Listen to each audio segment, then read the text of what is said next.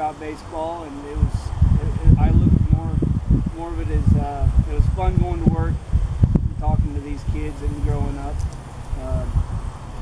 I was a coach for the Excelsior Springs Merchants, which each town had their own local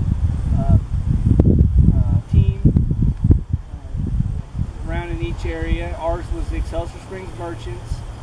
One thing I would do is at the beginning of the morning during the week, I would start off, and by noon, 1 o'clock, I would have my whole funding for my baseball for the whole year.